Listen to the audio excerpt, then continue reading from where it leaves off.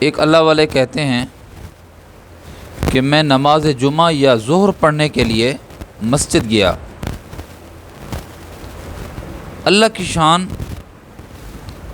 میری جوتی نہیں تھی، اور اس علاقے کی جو زمین تھی وہ انتہائی گرم،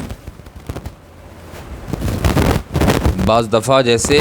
ریگستان میں زمین گرم ہوتی ہے، زیادہ گرم ہوتی ہے بنسبت دیگر علاقوں کے۔ یہ فرماتے ہیں کہ میں جب نماز پڑھنے کے لیے گیا تو میرے پاؤں میں جوتا نہیں تھا، میں نے نماز ادا کی، نماز پڑھنے کے بعد میں نے دعا کی، اور دعا میں یہ کہا کہ اے رب، میں تیرا ادنا مخلوق ہوں، تجھے سجدہ کرتا ہوں، تیری عبادت کرتا ہوں، تجھے مانتا ہوں، اے اللہ جوتا نہیں ہے میرا، پاؤں جل رہے ہیں میرے زمین گرم ہونے کی وجہ سے، مجھے جوتا تو دے۔ شکوہ کرنے لگا، اللہ کا شکوہ کرنے لگا۔ فرماتے ہیں نماز پڑھنے کے بعد جب میں باہر گیا، مسجد سے تھوڑے سے فاصلے پہ میں گیا ہوگا، میں نے ایک شخص کو دیکھا جو زمین کے اوپر جس طرح چھوٹے بچے چلتے ہیں ایسے وہ چل کے آ رہا ہے۔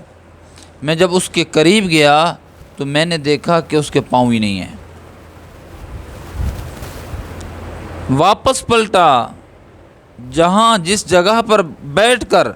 اللہ کا شکوہ کیا تھا وہاں بیٹھ کر میں نے سجدہ شکر کیا، اے اللہ جوتا نہیں دیا، تیرا کتنی شکر ہے، تیرا کتنی احسان ہے، تیرا کتنی بڑا انعام ہے، تو نے مجھے پاؤں تو دیے ہیں،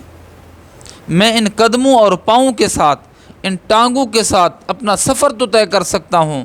وہ جو میں چوک میں دیکھ کے آیا ہوں اس بیچارے کے تو پاؤں بھی نہیں ہیں، ٹانگیں بھی نہیں ہیں،